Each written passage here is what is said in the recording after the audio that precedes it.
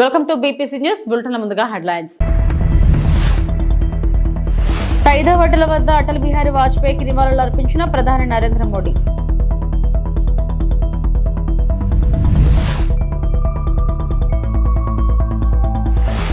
P4 విధానంలో అన్ని పాఠశాలల అభివృద్ధి మంత్రి నారాయణ.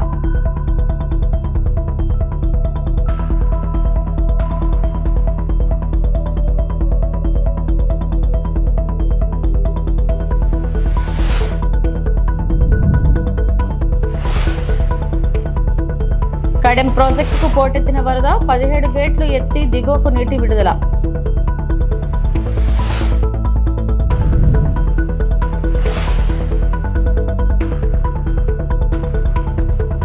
మాజీ ప్రధాని అటల్ బిహారీ వాజ్పేయి 7వ వర్ధంతి సందర్భంగా రాష్ట్రపతి ద్రౌపది ముర్ము, ప్రధాని నరేంద్ర మోడీ సహా పలు కేంద్ర మంత్రులు నివాళులు అర్పించారు.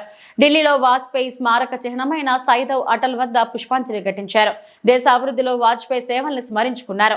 దేశ సర్వతోముఖాభివృద్ధికి వాజ్పేయి కృషి మరువలేనిదని అంతకుముందు ఎక్స్ లో ప్రధాని మోడీ పోస్ట్ చేశారు. స్వావలంబన భారత్ నిర్మాణంలో ప్రతి ఒక్కరికి వాజ్పేయి స్ఫూర్తి అని కొనియాడారు. पुष्पांजलि अर्पित करने के लिए महामहिम राष्ट्रपति महोदया श्रीमती द्रौपदी मुर्मू जी, माननीय प्रधानमंत्री श्री नरेंद्र मोदी जी, माननीय रक्षा मंत्री श्री राजनाथ सिंह जी, लोकसभा अध्यक्ष श्री ओम बिरला जी, राष्ट्रीय अध्यक्ष श्री जगत प्रकाश नड्डा जी पुष्पांजलि के लिए इस प्रांगण में आ रहे हैं. हिंदुस्तानी सियासत पर कभी न मिटने वाला हस्ताक्षर, देश की आज़ादी का प्रमुख सिपाही, दिग्गज पत्रकार, ओजस्वी वाणी व तेजस्वी व्यक्तित्व से ओतप्रोत एक श्रेष्ठ कवि, ये सभी विशेषताएं किसी एक व्यक्ति में शामिल हो तो जो तस्वीर नजर आती है वे श्रद्धेय अटल जी की है. मूल्यों और आदर्श आधारित अपनी महामहिम राष्ट्रपति महोदया जी श्रीमती द्रौपदी मुर्मू जी इस प्रांगण में पुष्पांजलि हेतु आ रही हैं. श्रद्धेय अटल जी हम सभी के लिए आदर्श,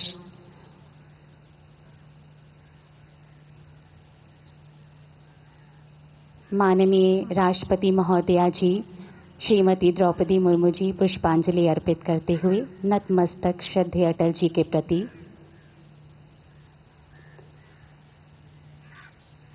मूल्यों और आदर्श आधारित अपनी राजनीति से भारत में विकास और सुशासन के युग की शुरुआत करने वाले जन जन के प्रिय श्रद्धेय अटल जी को हम नमन करते हैं.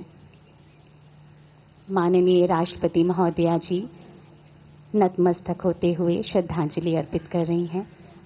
अब भारत के प्रधानमंत्री श्री नरेंद्र मोदी जी पुष्पांजलि अर्पित करेंगे श्रद्धेय अटल जी को. माननीय प्रधानमंत्री श्री नरेंद्र मोदी जी नतमस्तक होते हुए श्रद्धांजलि श्रद्धेय अटल जी को अर्पित कर रहे हैं.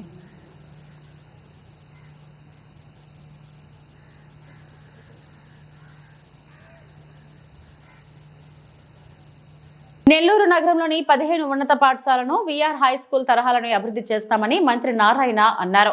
శనివారం నగరంలోని పలు ఉన్నత పాఠశాలలను ఆయన పరిశీలించారు.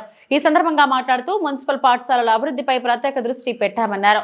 వచ్చే ఏడాది జూన్ నాటికి నగరంలోని 15 స్కూళ్లను అన్ని హంగులతో పూర్తి స్థాయిలో తీర్చిదిద్దుతామని తెలిపారు. ముఖ్యమంత్రి ప్రవేశపెట్టిన P4 విధానంలో అన్ని ప్రాథమికోన్నత బడులను పూర్తి స్థాయిలో అభివృద్ధి చేస్తామని వివరించారు.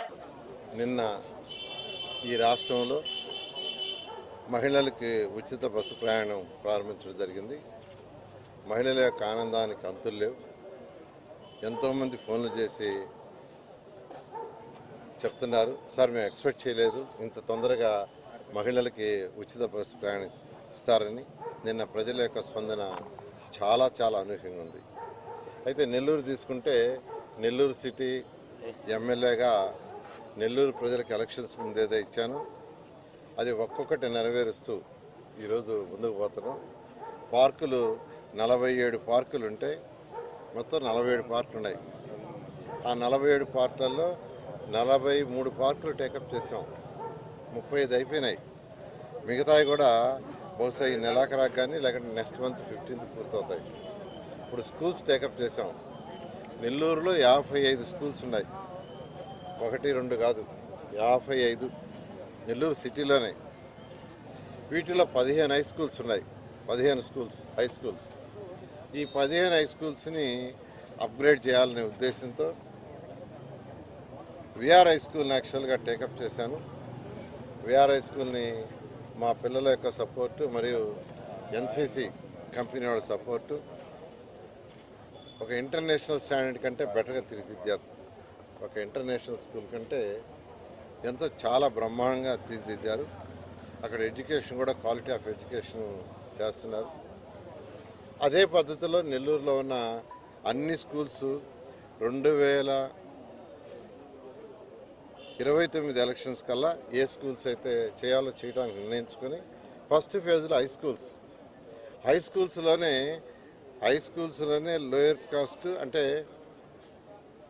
New education act, central new education act ప్రకారం నర్సరీ టు 12th ఈ 15 స్కూల్స్లో వచ్చే విధంగా వర్కౌట్ చేస్తాను.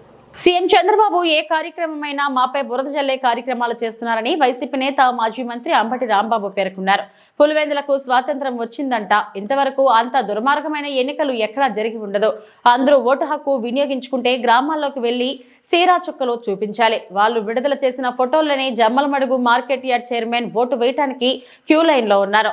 దౌర్భాగ్యమైన పాలన చేస్తూ మాపై అబండాలు వేస్తున్నారు. చంద్రబాబుకు ఆయన చెల్లెళ్లు రాఖీ కట్టిన సందర్భం ఉందా అని అంబటి రాంబాబు ప్రశ్నించారు. పులివెందుల ఒంటిమిట్ట దీనిలో ఇవాళ పవన్ కళ్యాణ్ గారు కూడా చెప్పారు, లోకేష్ గారు కూడా చెప్పారు, అద్భుతంగా జరిగిందంట ప్రజాస్వామ్యం. అక్కడ స్వాతంత్రం వచ్చిందంట. మీరు అందరూ చూశారు కదా ఎంత దౌర్భాగ్యమైన ఎన్నికలు జరిపారు. బహుశా ఈ రాష్ట్ర చరిత్రలోనే కాదు దేశ చరిత్రలోనే ఏ విధంగానూ జరగనటువంటి ఎన్నిక, ఒక దుర్మార్గమైనటువంటి ఎన్నిక. ఆ ప్రాంతంలో ఉన్నటువంటి ప్రజానీకం ఓట్లు వేసుకోనటువంటి పరిస్థితి ఏర్పడింది. పక్క గ్రామాల నుంచి వచ్చి ఓట్లు వేశారు. వాళ్ళని పట్టుకునేవాడు నాకు అర్థం కావట్లే. ఈ మొత్తం 10,601 ఓట్లు ఉన్నాయి కదా, దానిలో పోలైన ఓట్లను మీరు ఒకసారి లెక్కేస్తే ఆ గ్రామాల్లో తిరిగితే ఎవరి వేలు మీద లేదు. కారణం ఏంటంటే శ్రీరామకి లేదు. కారణం ఏంటంటే వాళ్ళు కాదు వేసింది. జమ్మలమడుగు నుంచి వచ్చారు, పక్క గ్రామాల నుంచి వచ్చారు, పక్క నియోజకవర్గాల నుంచి వచ్చారు. ఇంత దారుణంగా చేశారు. మళ్ళీ చిత్రమైన విషయం ఏంటంటే ఎవరు స్లిప్ వేశారట దానిలో. ఏమండి 30 సంవత్సరాల నుంచి మేము అసలు ఓటు హక్కు వినియోగించుకోలేదు, ఈసారి వినియోగించుకోవాలని దండం బాబు అని ఎవరు వేశారో నాకు అర్థం కాల. బహుశా జిల్లా కలెక్టర్ వెళ్ళాడు, ఆయన వేసాడేమో, లేకపోతే ప్రవీణ్ వెళ్ళాడు, ఆయన వేసాడేమో, లేకపోతే మీరు చూశారో లేదో లోకేష్ ఒక ట్వీట్ చేశాడు, బ్రహ్మాండంగా జరిగింది, అద్భుతంగా జరిగింది అని లైన్లో నుంచున్నారు. దానిలో ముందు ఒక ఆయన ఉంటాడు గడ్డం వేసుకుని, ఆయన ఎవరు తెలుసా? ఆయన ఆ పక్కన ఉన్నటువంటి అదేది మన జమ్మలమడుగులో ఉన్నటువంటి మార్కెట్ యార్డ్ చైర్మన్ ఆయన వేసి ఉంటాడు బహుశా. లేకపోతే కలెక్టర్ గారు జేబులో చేతులు పెట్టుకుని ఉంచున్నాడు కదా, ఒక ట్వీట్ చేశారు, మళ్ళీ తీసేశారు. అప్పుడు ఇద్దరు వేశారు, వాళ్ళు కూడా జమ్మలమడుగు వాళ్ళే. వాళ్ళు వేశారో స్లిప్ నాకు అర్థం కాదా. అసలు ఆ గ్రామంలో ఉన్న వాళ్ళు ఓట్లే వేయినప్పుడు ఇంకా స్లిప్లు ఏమేస్తారు? కామన్ సెన్స్ గురించి, భాష గురించి స్వాతంత్ర దినోత్సవం సందర్భంగా సీఎం రేవంత్ రెడ్డి మాట్లాడాల్సిన అవసరం ఏముంది? దాని గురించి ఎవరికి ఉపయోగమని మాజీ మంత్రి నిరంజన్ రెడ్డి ప్రశ్నించారు. మరి కామన్ సెన్స్ ఉంటే రైతుల బాధలు తీర్చండి అని సీఎంకు నిరంజన్ రెడ్డి చురకలంటించారు. తెలంగాణ భవన్లో నిరంజన్ రెడ్డి మీడియాతో మాట్లాడారు. ఎవరు అడగనివి కొన్ని చెప్తుంటాడు ముఖ్యమంత్రి, ప్రజలు అడగండి, ప్రజలకు ఆసక్తి లేనిది. ఆ భాష గురించి ఎవడు అడిగిండండి? ఇండిపెండెన్స్ డే స్పీచ్లో ఎవడని అడుగుతాడు? అవసరమే ఉంది. ఆ ఇంగ్లీష్ భాష గురించి ఎందుకు? ఎవరి సబ్జెక్ట్ అది? ఎవరు ఎత్తుకున్నారు? ఎవరు అడిగినారు ప్రజలు? అది కామన్ సెన్స్ ఉంటే చాలు. ఇంగ్లీష్ ఎవడని అడిగిండా నీకు ఇంగ్లీష్ ఎందుకు రాలేదని? లేకుంటే రావాలని ఎవరైనా కండిషన్ పెట్టిందా? నువ్వు ఇప్పుడు ఓట్లు వేస్తున్నాం కానీ తర్వాత నువ్వు ఇంగ్లీష్ నేర్చుకోని ప్రజలు ఏమైనా చెప్పిందా? అది భాష వస్తే రాకుంటే దాని పెద్ద ఇష్యూ కాదు. అది ఎవరు కూడా చెప్పలే. కానీ నేను గుర్తు చేస్తున్నా, మేమెవరని చెప్పిన మాట కాదు ఇది. మీకు మద్దతు ఇచ్చినటువంటి మేధావి మీ రాహుల్ గాంధీ భావి ప్రధాని అవుతాడని బహిరంగంగా ప్రకటించేటువంటి ఒక మేధావి గారు ప్రొఫెసర్ కంచె అయ్యలయ్య గారు ఆయన స్వయంగా వందల వేదికలలో చెప్పిండు. రాహుల్ గాంధీ ముందు పోయి ప్రజెంటేషన్ కూడా ఇచ్చిండు ఆయన. నువ్వు కులగణన తీసుకున్నది, తర్వాత ఓబీసీల గురించి తీసుకున్న ఉద్యమం చాలా గొప్పది, స్ఫూర్తిదాయకమైంది, శాల్యూట్ అని చెప్పిండు. సంతోషం, ఓకే, హ్యాపీ. కానీ ఆయన ఇంకో మాట చెప్పిండు, ఈ ఆంగ్ల భాష అనేటువంటిది మా బీసీల చెంతకు రాని కారణంగానే, మా బీసీలకు నేర్పని కారణంగానే ఇగో మేము వెనకబడ్డాము, ఇది యథార్థం అని చెప్పిండు ఆయన. రాహుల్ గాంధీ గారు దాన్ని స్వీకరించి ఆయన ట్వీట్ చేసిండు. మరి రాహుల్ గాంధీ ఏమో ఆంగ్ల భాష యొక్క ప్రాధాన్యతను అంగీకరించి స్వీకరించి ట్వీట్ చేసి ఇది మా విధానం అన్నట్లు ప్రకటిస్తే, ఈ ఇంగ్లీష్ రాకపోతే ఏమవుతుంది, కామన్ సెన్స్ ఉంటే చాలని రేవంత్ రెడ్డి గారు అంటారు. ఈ అడగని ఏమంటారు, ఈ మాటలతో ఏమవసరం ఉందండి, ఈ వాచాలత్వం అంటారు దీనికి. ఏమవసరం ఉంది దీనికి? రైతుల వెతలు తీర్చే ఆలోచన చేయి, కామన్ సెన్స్ ఉంటే. ఈ సర్కారుకు కామన్ సెన్స్ ఉంటే రైతుల బాధలను తొలగించే ప్రయత్నం చేయండి. రైతుల భాషలనే చెప్తున్నా, నేనేమో ఆంగ్లంలో చెప్తలేను. కాళేశ్వరం ప్రాజెక్ట్ ను పేల్చే కుట్ర చేశారు. ప్రాజెక్ట్ పిల్లర్కు పగుళ్లు రావు, క్లస్ట్ గేట్లకు వస్తే రావచ్చేమో కానీ ఒక ఇంట్లో పిల్లర్లకు పగుళ్లు రావు. ఉష్ణోగ్రత తేడాతో గోడలకు పగుళ్లు వస్తాయి కానీ కాళేశ్వరం ప్రాజెక్టులోని ఒకటే 20వ నెంబర్ పిల్లర్ కి క్రాక్ వచ్చిందంటే ఖచ్చితంగా బ్లాస్ట్ జరిగిందనే అనుమానాలు ఉన్నాయి అని ఆర్ఎస్ ప్రవీణ్ కుమార్ అన్నారు. ఇంకొకటి, చాలామంది ఇంజనీరింగ్ నిపుణులతో నేను చర్చించిన వాళ్ళు చాలా క్లియర్గా చెప్తా ఉన్నారు, ఎంత ఘోర ఉపద్రవం జరిగినా పిల్లర్లకు క్రాక్ రాదు. క్రస్ట్ గేట్లకు వస్తే వస్తుంది కానీ, క్రస్ట్కి వస్తే వస్తుంది కానీ పిల్లర్లకు క్రాక్ రాదు అని చెప్తున్నారు చాలామంది ఇంజనీరింగ్ నిపుణులు. ఎక్కడ కూడా నేషనల్ డ్యామ్ సేఫ్టీ అథారిటీ రిపోర్ట్లో ఈ ఎక్స్ప్లోజన్ థియరీ గురించి ఎక్కడ మాట్లాడలేదు. పిల్లర్కు క్రాక్ రాదు, అది కూడా కింద నుంచి పైదాకా క్రాక్ రాదు. ఒక పిల్లర్కి మీరు చూడండి, ఇంట్లో ఒక బీమో తర్వాత కాలం, వీటికి ఎక్కడ కూడా క్రాక్స్ రావు. వస్తే గోడలకు అప్పుడప్పుడు ప్రెషర్ డిఫరెన్సెస్తో వస్తాయి. కానీ పిల్లర్లకు లేకపోతే అంటే కాలమ్స్కు బీమ్స్కు ఎప్పుడు కూడా క్రాక్స్ రావు. 5 సంవత్సరాల వయసున్న కాళేశ్వరంలో ఎంతో గొప్పగా ఈఫిల్ టవర్ కన్నా 7 స్టీల్ వాడి, బుర్జ్ ఖలీఫా కన్నా 7 ఎక్కువగా సిమెంట్ వాడి 24 నెలల్లోనే రికార్డు స్థాయిలో కంప్లీట్ చేసిన ఈ కాళేశ్వరం ప్రాజెక్టులో ఒక్కటే ఒక పిల్లర్ నెంబర్ 20కి కింది నుంచి పైదాకా క్రాక్ వచ్చిందంటే డెఫినెట్గా ఇది పేల్చే కుట్ర ఎవరో చేసిండ్రు. ఉమ్మడి వరంగల్ జిల్లా వ్యాప్తంగా భారీ వర్షాలు కురుస్తున్నాయి. నల్లబెల్లి మండలంలో శుక్రవారం రాత్రి కురిసిన వర్షానికి వాగులు పొంగి రోడ్డుపై ప్రవహిస్తుండటంతో పలు చోట్ల రాకపోకలు నిలిచిపోయాయి. ములుగు జిల్లా వెంకటాపురంలో కురిసిన వర్షానికి వాగులు ప్రమాదకరంగా ప్రవహిస్తున్నాయి. మల్లపురం, సీతారాంపురం, కలిపాక వాగులు ఉప్పొంగడంతో రాకపోకలు నిలిచిపోయాయి. జయశంకర్ భూపాలపల్లి జిల్లాలోని పెగడపల్లి, కేశపూర్ గ్రామాల మధ్య ఉన్న పెద్దవాగు ఉధృతంగా ప్రవహిస్తుంది.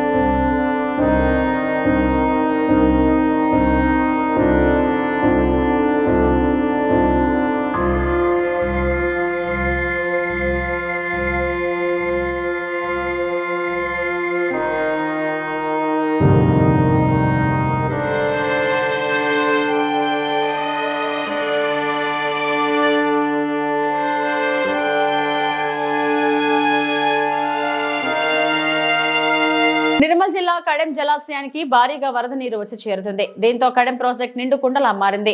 ఈ క్రమంలో అధికారులు ప్రాజెక్టులు 17 గేట్లు ఎత్తారు. దిగువకు 1,10,849 క్యూసెక్ల నీటిని విడుదల చేస్తున్నారు. కడెం గేట్లు ఎత్తడంతో పర్యాటకులు ఆ దృశ్యాన్ని చూసేందుకు భారీగా తరలివస్తున్నారు. కడెం ప్రాజెక్టు వద్ద పోలీసులు పటిష్ట బందోబస్తు ఏర్పాటు చేశారు.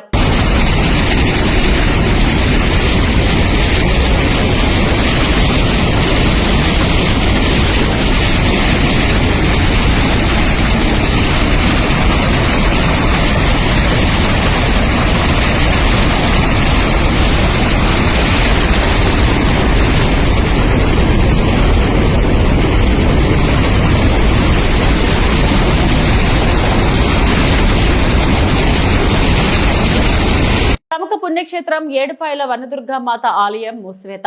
సింగూరు ప్రాజెక్ట్ గేట్లు ఎత్తడంతో అమ్మవారి ఆలయం వద్ద ఉధృతంగా ప్రవహిస్తున్న మంజీర నది వరద ఉధృతి తగ్గిన తర్వాత ఆలయాన్ని తెరుస్తామన్న అధికారులు. అప్పటి వరకు రాజగోపురంలో అమ్మవారి ఉత్సవ విగ్రహానికి పూజలు కొనసాగుతాయని వెల్లడి.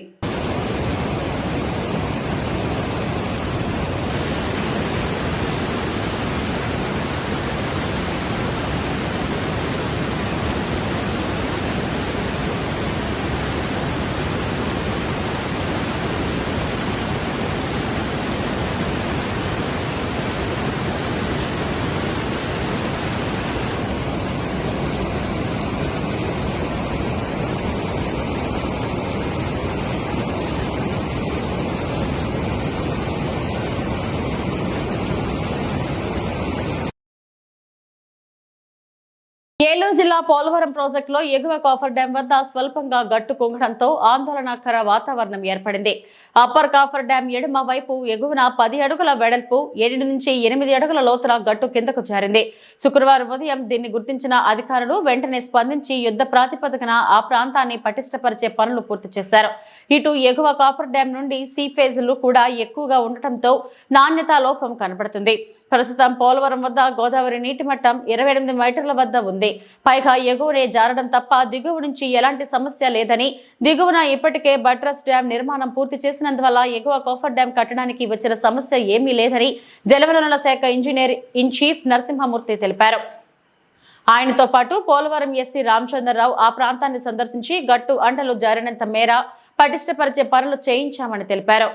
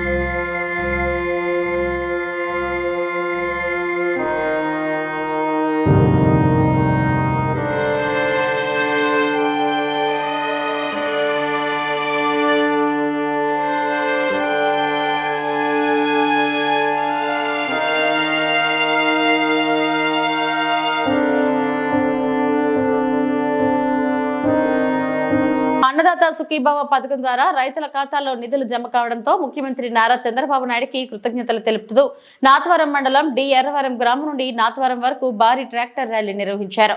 కార్యక్రమంలో స్పీకర్ అయ్యన్న తనయుడు కౌన్సిలర్ చింతకాయల రాజేష్ పాల్గొన్నారు. సుమారు 150 ట్రాక్టర్లతో డి ఎర్రవరం నుండి నాతవరం బస్ సెంటర్ వరకు ర్యాలీ కొనసాగింది. అనంతరం ఎన్టీఆర్ విగ్రహానికి చింతకాయల రాజేష్ పూలమాల వేసి నివాళులు అర్పించారు. తర్వాత ఏర్పాటు చేసిన సభలో రాజేష్ మాట్లాడుతూ కూటమి ప్రభుత్వం ప్రతిష్టాత్మకంగా సూపర్ సిక్స్ పథకాలు అమలు చేస్తుందని గర్వంగా ఉందని పేర్కొన్నారు. ఎన్నికల సమయంలో ఇచ్చిన హామీలలో భాగంగా అన్నదాత సుఖీభవ పథకం కింద ప్రతి రైతుకు ఏడాదికి 20,000 అందజేస్తారని తెలిపారు. మొదటి విడతలో భాగంగా రైతుల బ్యాంకు ఖాతాల్లో 7,000 జమ అయిందని, రెండో విడతలో మరో 7,000, మూడో విడతలో మరో 6,000 జమ అవుతుందని వివరించారు. నియోజకవర్గంలో సుమారు 35,000 మంది రైతులకు సంవత్సరానికి 68 కోట్లు ఈ పథకంలో లబ్ధి చేకూరుతుందని తెలిపారు. కార్యక్రమంలో తాండో chairman Karaka Satyanarayana, market yard chairman Gowreddy Venkataramana, నియోజకవర్గ జనసేన ఇన్ఛార్జ్ సూర్యచంద్ర, 3 మండలాల పార్టీ అధ్యక్షులు, నాయకులు, అధిక సంఖ్యలో రైతులు తదితరులు పాల్గొన్నారు.